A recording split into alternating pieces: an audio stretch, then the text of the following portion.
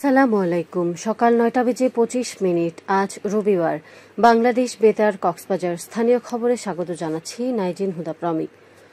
যথাযথ মর্যাদায় সারা দেশে গতকাল শহীদ বুদ্ধিজীবী দিবস পালিত হয়েছে। দিবসটি উপলক্ষে বিভিন্ন সংগঠন সহ সর্বস্তরের জনগণ রায়ের বাজার বৌদ্ধভূমি, মিরপুর শহীদ বুদ্ধিজীবী স্মৃতিসৌধ সহ বিভিন্ন স্মৃতিসৌধে ফুল দিয়ে শহীদদের প্রতি শ্রদ্ধা জানান।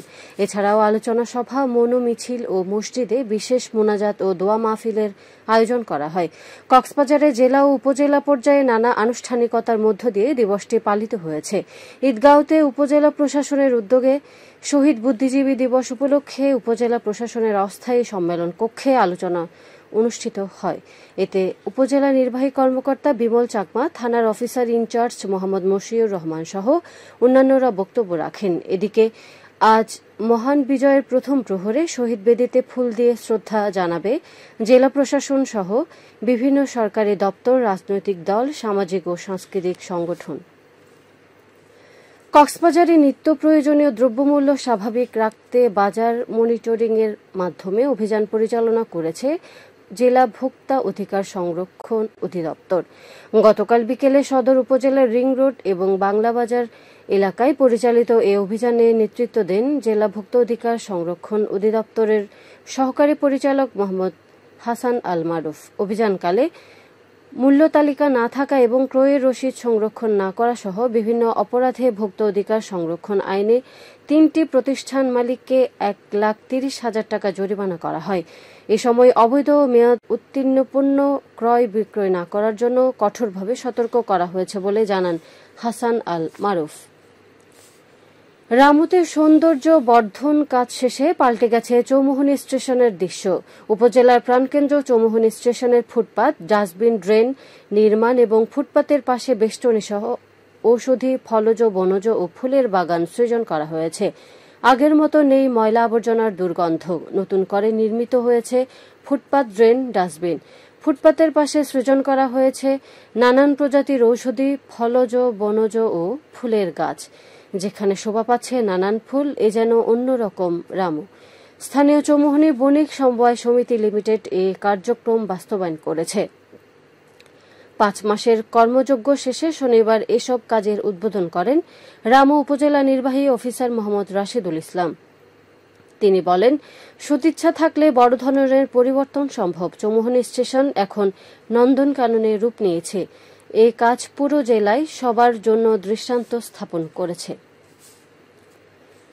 রামুতে হাতির আক্রমণে আব্দুল হক নামের এক ব্যক্তির প্রাণহানি হয়েছে। তিনি রামুর রাজারকুল ইউনিয়নের ডালারমুখ গ্রামের মোহাম্মদ হুসেন প্রকাশ মাদুর ছেলে। শনিবার উপজেলার রাজারকুল ইউনিয়নের পাঞ্জেখানা সোনাইছড়ি সড়কের চিকনছড়া এলাকায় এ দুর্ঘটনা ঘটে।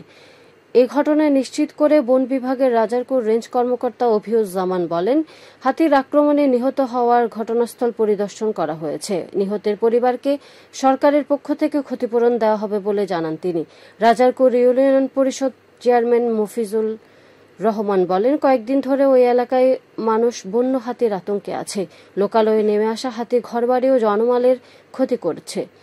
রামু থানার ভারপ্রাপ্ত কর্মকর্তা ওসি ইমন কান্তি চৌধুরী জানান, নিহত ব্যক্তির মরদেহ পরিবারের কাছে হস্তান্তর করা হয়েছে।